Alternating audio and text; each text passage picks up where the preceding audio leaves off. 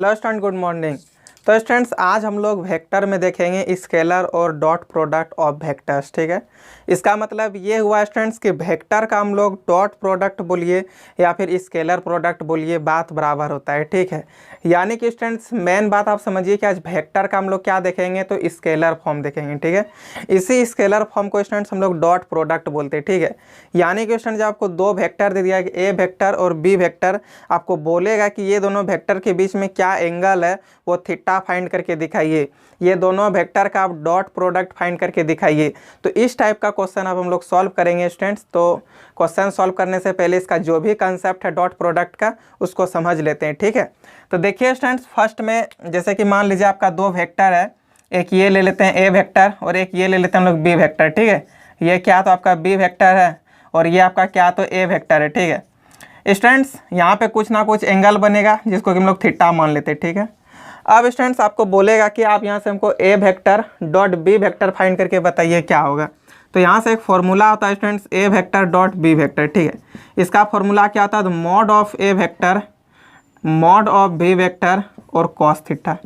ये फॉर्मूला आपको यहाँ पे याद रखना है स्टूडेंट्स कि जब भी कभी दो वेक्टर दे दे, ठीक है, और बोले कि आप इस वेक्टर का डॉट प्रोडक्ट फाइंड कीजिए। ठीक, और क्वेश्चन में यदि थीटा का भी वैल्यू दे दिया है स्टूडेंट्स तो आपको ए वेक्टर और डॉट बी वेक्टर फाइंड करने के लिए कहते हैं, मतलब जब ए वेक्टर दे दिया है और बी वेक्टर दे दिया है, ठीक है, और आपको बोला कि A vector dot B vector find करके बताइए जहाँ पर कि ये ए और बी कुछ एंगल बना रहा है, मान लीजिए थीटा 90 डिग्री बना रहा है, थीटा 30 डिग्री बना रहा है, थीटा 60 डिग्री बना रहा है, तो उस टाइप का जब दे दे क्वेश्चन और बोल दे कि A vector dot B vector find कीजिए, तो इसका फॉर्मूला क्या होगा students, magnitude of A vector. ठीक है, जिसको हम लोग बोलते हैं मॉड ऑफ ए वेक्टर।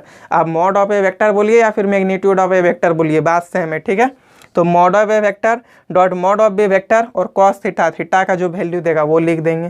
ठीक, तो यहाँ से ये बात आपको समझ में आ गया स्टूडेंट्स। अब देखिए स्टूडेंट्स, मान लीजिए आपको ए वेक्टर कुछ भी दे दिया इस तरह, एक्स आई कैप प्लस वाई जे कैप प्लस जेड के कैप। ठीक है, ये आपको क्या दे दिया तो ए वेक्टर का वैल्यू दे दिया। इसी में आपको बी वेक्टर भी दे दिया स्टूडेंट्स, ले लेते हैं ना, x1 आई कैप प्लस y1 जे कैप प्लस z1 के कैप। ठीक है, और आपको बोलेगा स्टूडेंट्स कि A vector dot B vector find कीजिए। ठीक है, तो और वहाँ पे आपको थीटा का वैल्यू नहीं दिया रहेगा, तो आप कैसे फाइंड कीजिएगा अब ये समझिए students, A vector dot B vector. ठीक है, अब स्टूडेंट्स आपको एक बात समझना है यहाँ पे कि जब भी कभी इस टाइप का क्वेश्चन मिलेगा कि ये मतलब जैसे ए वेक्टर बी वेक्टर दे दिया और थीटा का वैल्यू नहीं दिया और कह दिया कि आप हमको यहाँ से A vector dot B vector find करके दिखाइए, तो इस टाइप का क्वेश्चन को सॉल्व करने से पहले स्टूडेंट्स हम आपको दो चीज़ बताएंगे। ठीक है, आप उसको याद रख लीजिएगा, आपसे क्वेश्चन बनेगा।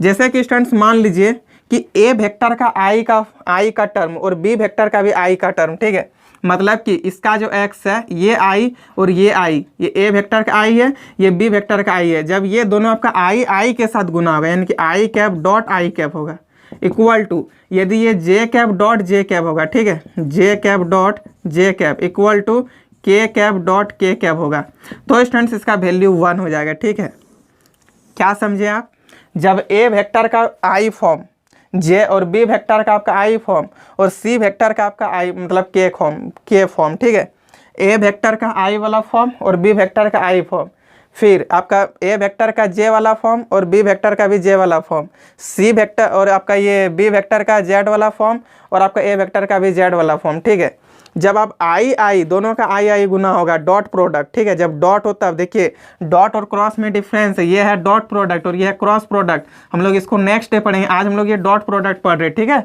आप लोग यहाँ पे जैसे देख भी रहे होंगे स्केलर और डॉट प्रोडक्ट लिखा हुआ है, तो हम लोग ये डॉट प्रोडक्ट पढ़ रहे हैं। क्रॉस में उसका अलग फॉर्मूला होता है, आप डॉट में समझिए क्या फॉर्मूला बता रहे हैं, जब I cap dot I cap equal to J cap dot J cap equal to K cap dot K cap हो तो इसका वैल्यू 1 के बराबर होगा। ठीक है, अब देखिए स्टूडेंट, जब आपका आई जे के साथ, ठीक है, जे के साथ और के आई के साथ मल्टीप्लाई होगा तो इसका वैल्यू क्या होगा। ठीक है, अब तो सबसे पहले ये समझ गए, जब आई कैप के साथ ही मल्टीप्लाई होगा, जे कैप इसका भी जे कैप के साथ ही मल्टीप्लाई होगा, के कैप इस दूसरा वेक्टर का भी के कैप के साथ ही मल्टीप्लाई होगा, तो इसका वैल्यू आपका क्या होगा 1। ठीक है, लेकिन स्टूडेंट जब आपका यहाँ पे I cap dot J cap हो, ठीक है, equal to J cap dot K cap हो equal to I cap dot K cap हो, ठीक है, तो इसका वैल्यू आपका 0 हो जाएगा।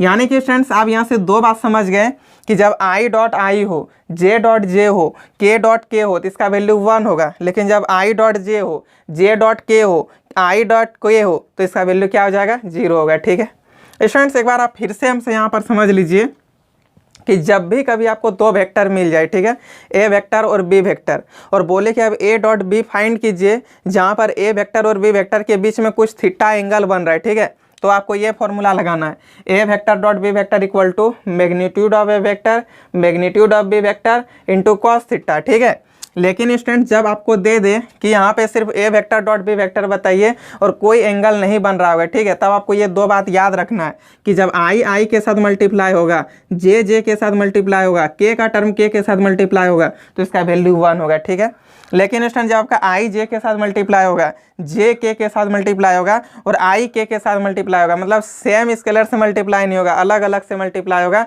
तो वहाँ पे आपका वैल्यू 0 हो जाएगा। ठीक, तो ये दो बात आप समझ गए। अब चलिए स्टूडेंट्स हम लोग इसका कुछ प्रॉपर्टीज देख लेते हैं। ठीक है, आप प्रॉपर्टीज देखिए, वहाँ से भी कुछ 2-4 फॉर्मूला बनता है स्टूडेंट्स, फिर आपको और भी आराम से समझ में आएगा। तो चलिए प्रॉपर्टीज पे ध्यान देते हैं। ठीक है, प्रॉपर्टीज, इसका फर्स्ट नंबर प्रॉपर्टी जो है स्टूडेंट्स वो बताता है कम्यूटेटिव लॉ, जो कि हम लोग बहुत दिन से पढ़ रहे हैं। ठीक है, तो देखिए स्टूडेंट्स कम्यूटेटिव लॉ इसमें क्या कहता है, कम्यूटेटिव लॉ। ठीक है, देखिए स्टूडेंट्स ये कम्यूटेटिव लॉ का मतलब ये होता है कि आपका A vector dot B vector है तो आप इसको B vector dot A vector भी लिख सकते हैं। ठीक है, मतलब कि स्टूडेंट्स इसमें कम्यूटेटिव लॉ फॉलो होता है। ठीक है, वेक्टर में, डॉट प्रोडक्ट में। स्टूडेंट्स यदि आपका A vector dot B vector है तो आप इसी को B vector dot A vector भी लिख सकते हैं। ठीक, इसी में आपका सेकेंड नंबर में आता है students distributive law, distributive law. ठीक है, अब देखिए स्टूडेंट्स ये डिस्ट्रीब्यूटिव लॉ क्या होता है, A vector dot B vector plus C vector है। ठीक है, तो हम लोग इसको क्या लिख सकते हैं स्टूडेंट्स, यदि कहीं पे आपको A vector dot B vector plus C vector दे दे तो आप इसको स्टूडेंट्स ये ए वेक्टर को बी वेक्टर के साथ डॉट प्रोडक्ट निकालिए, फिर प्लस यही ए वेक्टर का इस सी वेक्टर के साथ आप डॉट प्रोडक्ट निकालिए। ठीक है, ये आपका हो जाएगा। ठीक, ये आपका डिस्ट्रीब्यूटिव लॉ था। थर्ड नंबर में जो आपका बात होता है स्टूडेंट्स, ये A vector dot B vector equal to यदि 0 हो जाए तो इसका वैल्यू क्या होगा, आप समझिए, सोचिए students, A vector dot B vector equal to 0, इसका मतलब क्या हुआ, या तो ए वेक्टर का वैल्यू 0 होगा या फिर बी वेक्टर का वैल्यू 0 होगा, यही ना हुआ, तब तो दोनों मल्टीप्लाई होकर के 0 आया। A vector dot B vector equal to 0 ये कब होगा, या तो ए वेक्टर का वैल्यू 0 होगा यानी तो फिर बी वेक्टर का वैल्यू 0 होगा कि नहीं। तो अब सोचिए students, A vector dot B vector equal to 0 यानी कि ए वेक्टर इक्वल टू 0 हो सकता है, और या नहीं तो फिर आपका बी वेक्टर जो है सो वो 0 के इक्वल हो सकता है कि नहीं। इसी में स्टूडेंट्स आप सोच सकते हैं, ये जो है यहाँ पे यदि थीटा का भी वैल्यू 0 हो जाएगा, ठीक है, तो भी वो क्या होगा, आपका A vector dot B vector 0 के बराबर होगा। यानी कि स्टूडेंट्स थीटा बराबर भी यदि π/2 होगा तो भी आपको A vector dot B vector क्या मिलेगा, तो 0 मिलेगा। ठीक है, एक बार इसको आप फिर से समझिए कि A vector dot B vector equal to 0 ये कब कब हो सकता है स्टूडेंट, जब आपका ए वेक्टर 0 के बराबर होगा, जब आपका बी वेक्टर 0 के बराबर होगा, और या नहीं तो फिर थीटा जो है वो आपका π/2 होगा, क्योंकि अब यहाँ जैसे ही π/2 रख दीजिएगा तो cos 90 डिग्री, और cos 90 डिग्री का वैल्यू 0 होता है, यानी कि स्टूडेंट्स आपका cos थीटा भी 90 डिग्री के बराबर हो सकता है। ये तीनों में से कोई एक सिचुएशन बनेगा तब आपका A vector dot B vector क्या होगा, तो 0 के बराबर होगा। ठीक है, और स्टूडेंट जब भी कभी आपको मिल जाए ए वेक्टर डॉट बी वेक्टर, जो कि बहुत इंपॉर्टेंट बात है, आप इसको समझिएगा जरूर। ठीक है, जब स्टूडेंट्स आपको दो वेक्टर का डॉट प्रोडक्ट 0 दे दे, यानी कि students A vector dot B vector बराबर 0, तो इसका मतलब ये होता है कि ए वेक्टर जो है so perpendicular of B vector है। ठीक है, सबसे इंपॉर्टेंट बात है स्टूडेंट्स, अभी आप एक्सरसाइज 23 RS अग्रवाल का जब हम सॉल्व करेंगे तो आप उसमें देखिएगा इसको, इस बात का यूज होगा। ठीक है, वैसे जितना चीज़ अभी हम पीछे लिख रहे हैं वो सारी चीज़ का यूज होगा, लेकिन इसको भी आप थोड़ा याद रखिए। ठीक, जब भी स्टूडेंट्स कभी भी आपको ए वेक्टर और डॉट बी वेक्टर, जब A vector dot B vector बराबर 0 हो जाएगा स्टूडेंट, तो इसका मतलब ये होता है कि ए वेक्टर जो है सो परपेंडिकुलर है किसका, तो बी वेक्टर का। ठीक है, तो ये आपका हो गया। ठीक है, यानी कि जब भी कभी आप क्वेश्चन दे देगा कि अब ए वेक्टर और बी वेक्टर परपेंडिकुलर हमको प्रूफ करके दिखाइए, तो हम लोग क्या करेंगे, ए वेक्टर और बी वेक्टर का डॉट प्रोडक्ट 0 के बराबर दिखा देंगे। तो ये आपका था students A vector dot B vector. ठीक है, अब इसी में आप फोर्थ नंबर बात हमसे समझिए स्टूडेंट्स की क्या है, डॉट बी वेक्टर पहले फाइंड कर लीजिए। ये भी आपका हो जाएगा। ठीक है, इसमें क्या था स्टूडेंट्स, फोर्थ नंबर बात पे, यदि कभी भी आपको A vector dot minus B vector दे दिया तो आप इसको माइनस ए वेक्टर फिर डॉट बी वेक्टर कर सकते हैं। ठीक है, और यानी तो स्टूडेंट्स अब ए वेक्टर और डॉट बी वेक्टर निकाल लीजिए, फिर माइनस के साथ मल्टीप्लाई कर दीजिए, तो ये दोनों काम आप कर सकते हैं। ठीक है, ये आपका फोर्थ नंबर बात कह रहा था।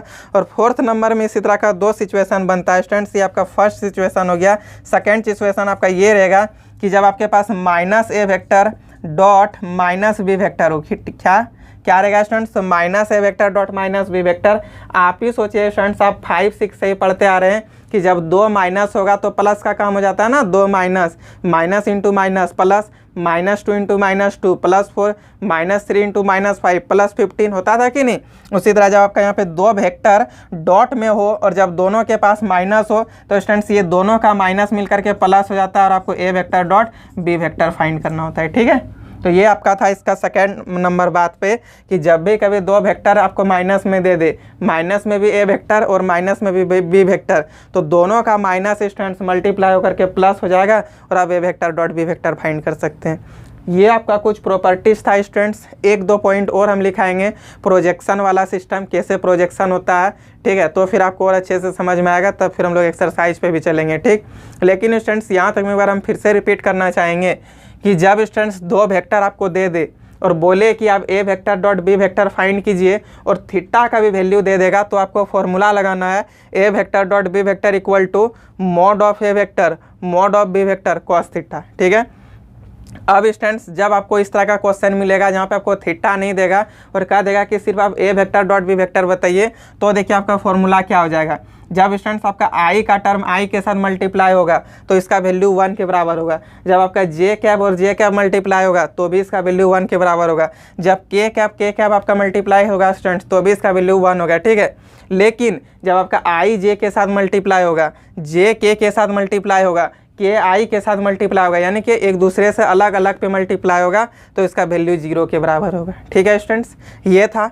अब इसी में से आप हमसे थोड़ा सा और यहाँ पे समझिए स्टूडेंट्स, जब भी कभी मान लीजिए आपको ए वेक्टर और बी वेक्टर के दे दिया है और बोल दिया कि अब यहाँ से हमको थीटा का वैल्यू फाइंड करके बताइए क्या होगा, तो आप थीटा का वैल्यू फाइंड कैसे कीजिएगा आप उसको समझिए। ये फॉर्मूला से फाइंड होगा स्टूडेंट्स, देखिए फाइंड थीटा। ठीक है, यानी कि हम लोग थीटा कैसे फाइंड करेंगे, जब दो वेक्टर दे दिया आपको ए वेक्टर और बी वेक्टर और कह दिया कि आप थीटा यहाँ से हमको यहाँ से आप हमको एंगल फाइंड करके बताइए, तो देखिए स्टूडेंट्स फॉर्मूला यहाँ पे क्या है आपके पास, A vector dot B vector equal to magnitude of A vector dot magnitude of B vector और कॉस थीटा, है कि नहीं। आप यहाँ से स्टूडेंट्स लिख सकते हैं कॉस थीटा इक्वल टू क्या हो जाएगा, ये दोनों इसके नीचे हो जाएगा स्टूडेंट, तो A vector dot B vector divided by magnitude of A vector magnitude of B vector होगा कि नहीं।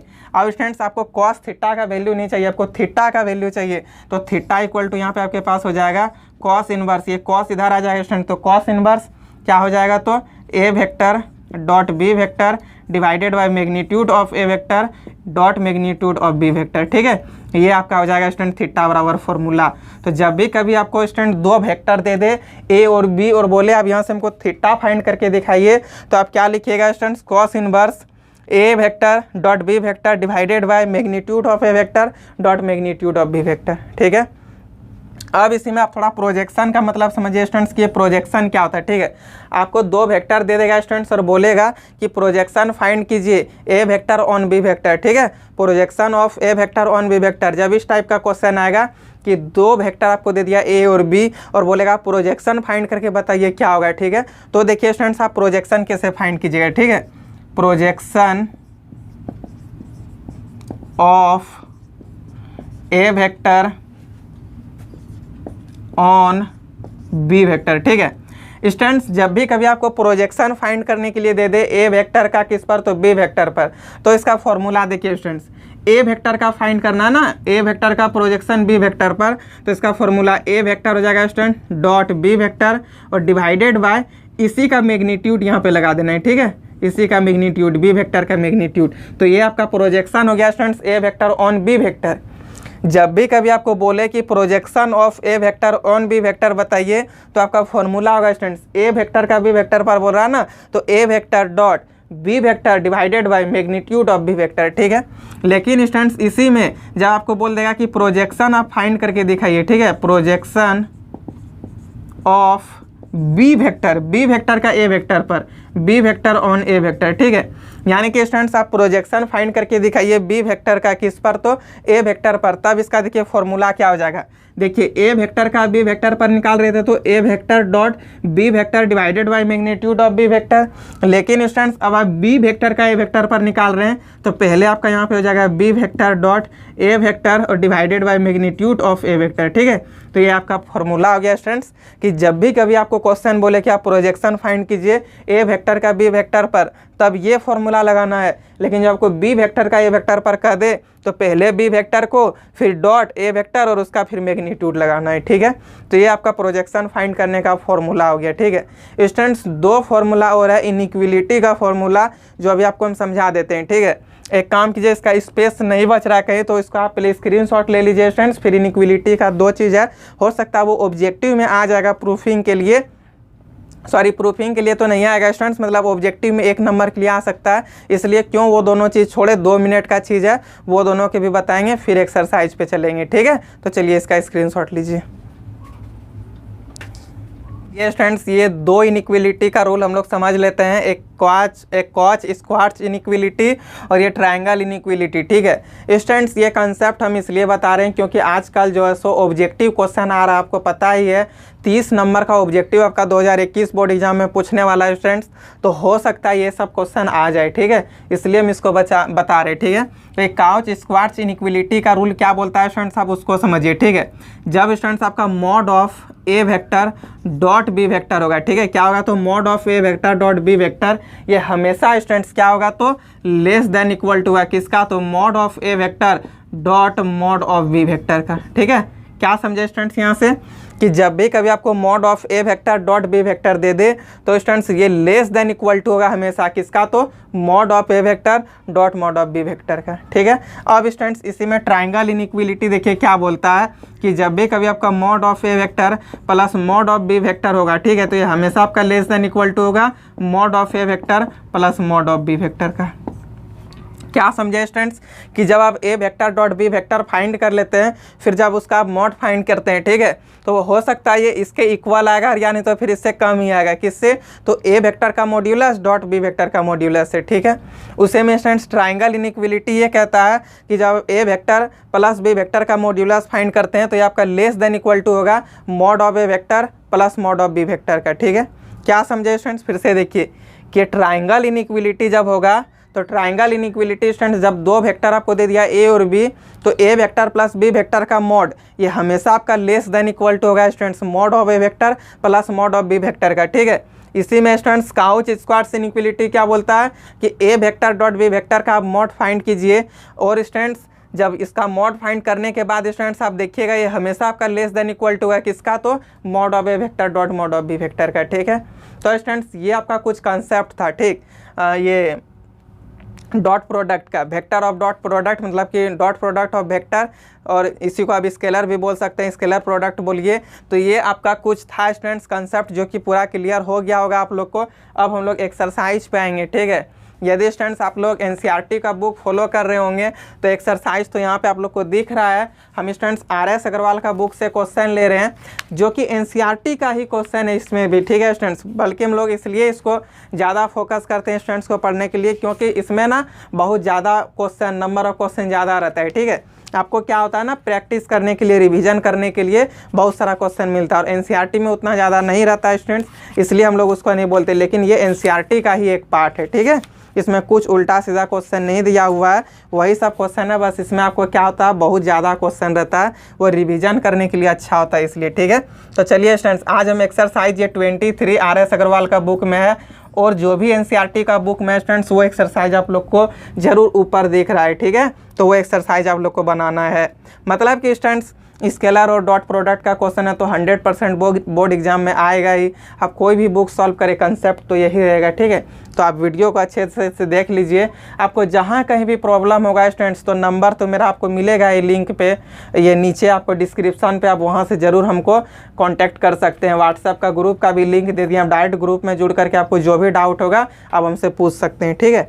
तो चलिए स्टूडेंट्स क्या बोला है कि फाइंड, देखिए क्वेश्चन कह दिया कि ए वेक्टर और बी वेक्टर फाइंड करके दिखाइए, A vector dot B vector find करके दिखाइए, जहाँ पर आपको ए वेक्टर और बी वेक्टर का वैल्यू दे दिया है। ठीक है, तो चलिए स्टूडेंट्स हम लोग फाइंड करते हैं इसका फर्स्ट नंबर क्वेश्चन। ठीक है, क्या बोला है फाइंड करने के लिए कि A vector dot B vector find करके दिखाइए। एक नंबर क्वेश्चन दे दिया students A vector equal to, ठीक है, ए वेक्टर इक्वल टू क्या दे दिया, तो आई कैप माइनस 2j कैप फिर प्लस k कैप, और आपको बी वेक्टर भी यहाँ पे दे दिया है and B vector equal to, तो बी वेक्टर हम लोग को क्या दे दिया स्टूडेंट्स 3i कैप फिर माइनस 4j कैप फिर प्लस अच्छा माइनस 2k कैप, ये दे दिया है। ठीक, अब हमको चलिए students A vector dot B vector find करना है। ठीक, तो यहाँ पे लिखेंगे A vector dot B vector equal to, बताइए स्टूडेंट्स ए वेक्टर का वैल्यू जो है यहाँ पे लिख दीजिए I cap minus 2j cap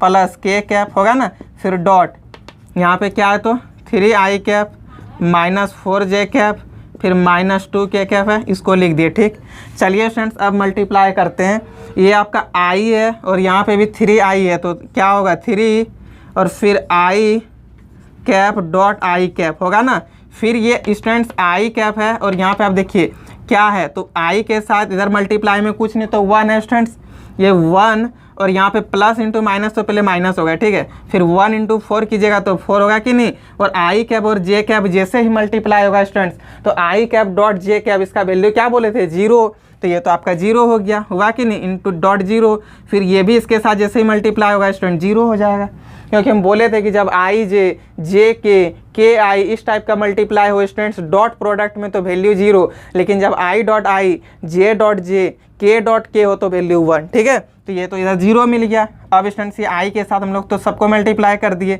अब इस जे के साथ करते हैं। ठीक है, तो अब सोच के देखिए स्टूडेंट्स ये प्लस यहाँ माइनस और प्लस मिल करके माइनस तो होगा ही, लेकिन जे जैसे ही आपका आई के साथ मल्टीप्लाई होगा तो 0 बनेगा, ये भी जे और यहाँ भी जे, तब बात बन जाएगा। ठीक है, ये -2 और -4 मिल करके आपका +8 हो गया और जे मल्टीप्लाई होकर के आपका क्या हो जाएगा तो 1 हो जाएगा, तो डॉट 1 कर देते हैं। ठीक है, अब फिर देखिए स्टूडेंट्स ये दोनों टर्म तो आपका मल्टीप्लाई होकर के 0 हो गया, फिर ये भी यहाँ मल्टीप्लाई होकर के 0 हो जाएगा, क्योंकि यहाँ k कैप है यहाँ पे आई कैप है, तो दोनों मल्टीप्लाई करके क्या होगा 0, फिर ये k कैप आपका j कैप के साथ मल्टीप्लाई होकर के 0, फिर ये k कैप और यहाँ पे -2k कैप है तो -2 हो जाएगा स्टूडेंट्स और डॉट 1 हो जाएगा। ठीक है, क्योंकि आपका ये k कैप और k कैप डॉट प्रोडक्ट में 1 बनाता है। ठीक, अब देखिए आपके पास यहाँ पे वैल्यू क्या हो गया, तो आई कैप डॉट आई कैप यानी कि 3 हो जाएगा, 3 इंटू आई मतलब 3 इंटू 1 तो 3 हो गया, बाकी बात यहाँ पे आपके पास एक +8 है लिख दिए, और एक स्टूडेंट्स यहाँ पे आपके पास -2 है लिख दिए। ठीक है, 3 + 8 कीजिएगा 11,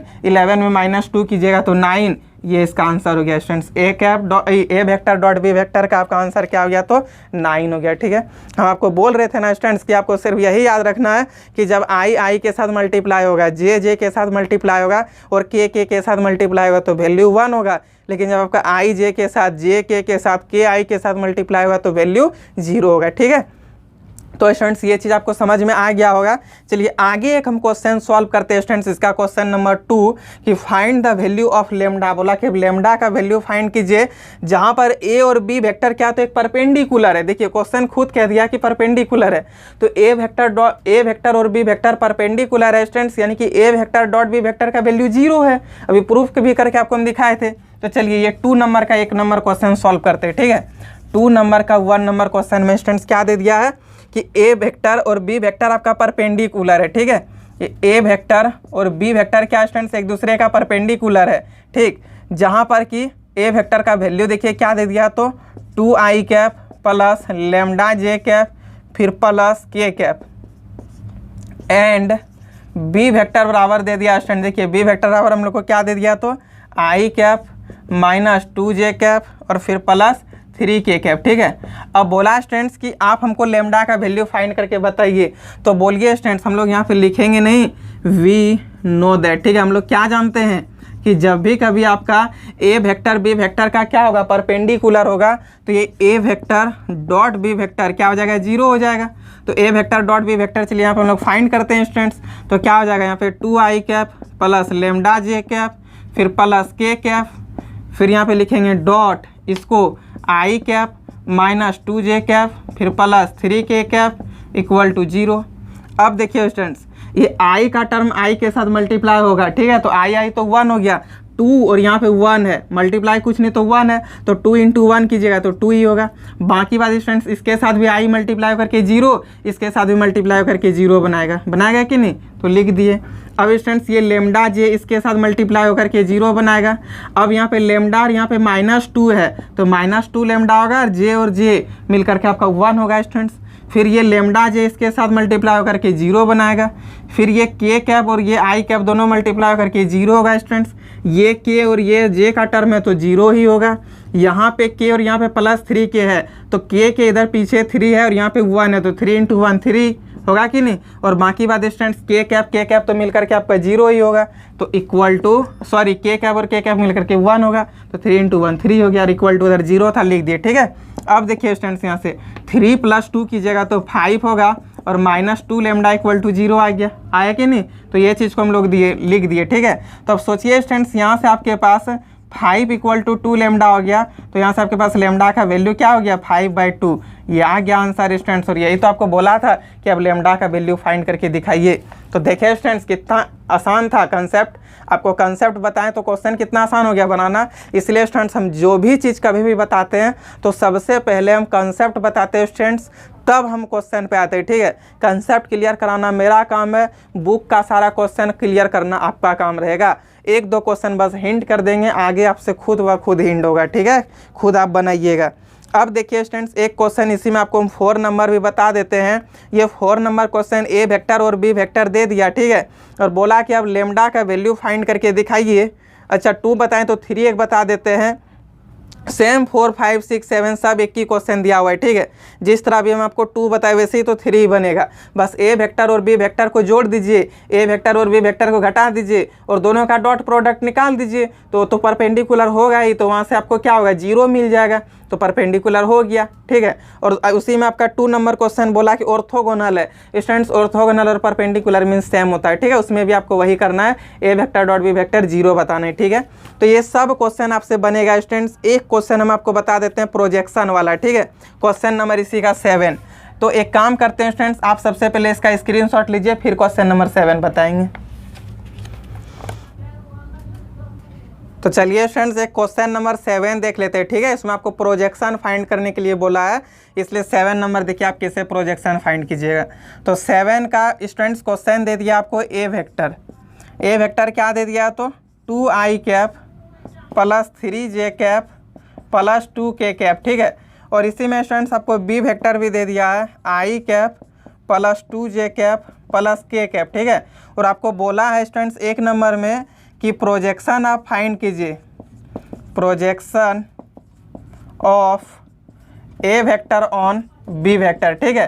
तो देखिए स्टूडेंट्स, हमको प्रोजेक्शन फाइंड करना है ए वेक्टर का किस पर, तो बी वेक्टर का। और इसी में स्टूडेंट 2nd नंबर में बोला है कि projection of B vector on A vector, तो ये आपको खुद फाइंड करना होगा और आप मेरा व्हाट्सएप में फाइंड करके भेजिएगा, ठीक है। तो चलिए हम इसको बना देते हैं स्टूडेंट्स, ए वेक्टर का बी वेक्टर पर प्रोजेक्शन क्या हो जाएगा, तो A vector dot B vector divided by magnitude of B vector, ठीक है। तो ये हो गया मैग्नीट्यूड ऑफ बी वेक्टर। अब स्टूडेंट्स ए वेक्टर का वैल्यू जो दिया हुआ उसको लिख दीजिए यहाँ पे, 2i cap +3j cap +2k cap, होगा कि नहीं। फिर बी वेक्टर का जो वैल्यू दिया हुआ i cap +2j cap +k cap, फिर डिवाइडेड बाय स्टूडेंट्स इसी का मॉड्यूलस, तो क्या हो जाएगा रूटेंडर 1 का स्क्वायर +2 का स्क्वायर फिर +3, अच्छा यहाँ पे कुछ नहीं तो 1 है, तो 1 का स्क्वायर हो जाएगा।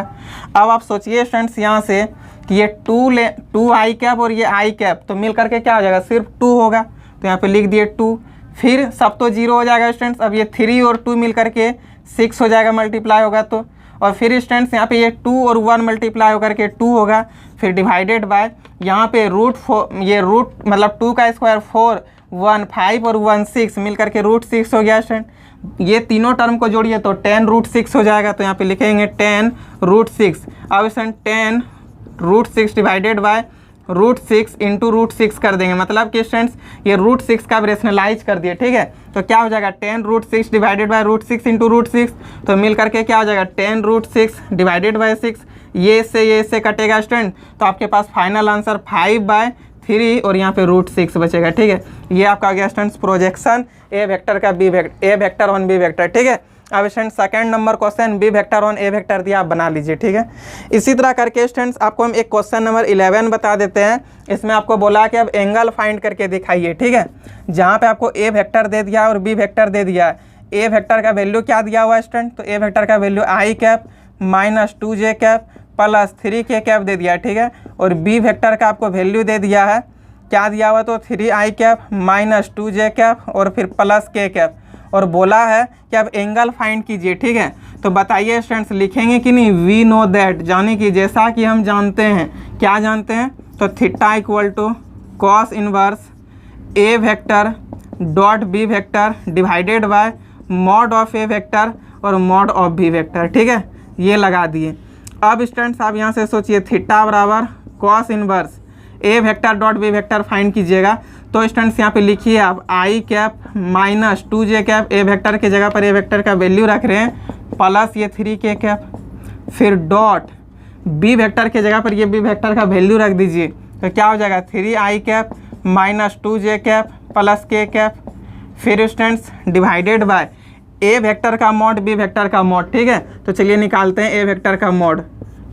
यहाँ पे कुछ नहीं तो 1 है, तो 1 का स्क्वायर 1 ही हो जाएगा, फिर प्लस माइनस 2 का स्क्वायर 4 हो जाएगा, फिर प्लस 3 का स्क्वायर 9 हो जाएगा। ठीक है, फिर स्टूडेंट्स ये इसका भी बी वेक्टर का भी मॉड है यहाँ पे, तो इसका भी मॉड निकालिए। 3 का स्क्वायर क्या हो जाएगा, 9 हो जाएगा, प्लस माइनस 2 का स्क्वायर 4 हो जाएगा, प्लस 1 का स्क्वायर क्या हो जाएगा स्टूडेंट, 1 ही होगा कि नहीं। अब आपके पास यहाँ पे देखिए थीटा इक्वल टू क्या होता है, तो कॉस इनवर्स ये i और यहाँ पे 3i है, तो मल्टीप्लाई करके सिर्फ 3 होगा। ये -2 और -2 मिल करके +4 होगा स्टूडेंट्स, और ये +3 और यहाँ पे 1 तो मिल करके 3 ही होगा, और डिवाइडेड बाय यहाँ पे देखिए 9 4 13 1 14, यानी कि स्टूडेंट्स √14, और यहाँ पे भी आपका हो गया √14, जो कि दोनों मल्टीप्लाई होकर के आपके पास क्या बचाएगा बताइए, थीटा बराबर कॉस इनवर्स 3 + 4 7 + 3 तो 10/14, ये 5 ये 2 का टेबल से 5 बार में, ये 7 बार में कटेगा स्टूडेंट। तो फाइनल आपके पास थीटा इक्वल टू क्या आ गया, कॉस इनवर्स 5/7। तो कितना इजी था स्टूडेंट्स थीटा का वैल्यू निकालना, अब समझ में आया। तो इस तरह करके आप वैल्यू निकाल सकते हैं स्टूडेंट्स। आगे पूरा एक्सरसाइज बनाइए। ठीक है, आपको जहाँ कहीं भी प्रॉब्लम होगा स्टूडेंट्स, उसको हम नेक्स्ट डे बताएंगे, और बाकी बात आप व्हाट्सएप भी कर सकते हैं। यदि मेरे डाउट बताने के बाद भी आपको कहीं दिक्कत होता है तो आप हमको व्हाट्सएप करके भी पूछ सकते हैं। ठीक है स्टूडेंट्स, आज का क्लास इतना ही रखते हैं, और आपको पता होना चाहिए कि स्टूडेंट्स हम बहुत आप लोग के लिए मेहनत करते हैं। ठीक है, तो स्टूडेंट आप थोड़ा सा वीडियो को हर एक जगह शेयर कर दीजिएगा, और आप यदि लाइक और कमेंट करते हैं और यदि मेरा चैनल को सब्सक्राइब करते हैं स्टूडेंट्स, तो आप समझ सकते हैं कि मेरा जो भी है मेहनत से भी ज़्यादा मतलब हमको और मेहनत करने का मन करता है, और हम आपके लिए और भी इसी तरह का वीडियो अच्छे से अच्छे बना करके लाएंगे, ताकि आपको जो भी कहीं पे प्रॉब्लम हो तो आपका प्रॉब्लम सॉल्व हो जाए। ठीक है, और बाकी बात स्टूडेंट, जैसे आपके साथ प्रॉब्लम होता है उस तरह औरों के साथ भी प्रॉब्लम होगा, जहाँ पे कि ट्यूशन में उतना अच्छा से समझ में सर से नहीं आया है, तो कम से कम वो वीडियो के थ्रू समझ ले और उसको भी फ़ायदा हो। ठीक है, तो इसलिए स्टूडेंट्स दूसरे को भी फ़ायदा पहुँचे, इसलिए आपको वीडियो को हर एक उस फ्रेंड के पास शेयर करना है जिसको इस वीडियो का ज़रूरी है। ठीक है, जिसको इस वीडियो का ज़रूरत है, तो स्टूडेंट्स हर जगह वीडियो को शेयर कर दीजिएगा। ठीक है, तो आज के लिए इतना ही रखते हैं। Thank you, bye bye, best of luck.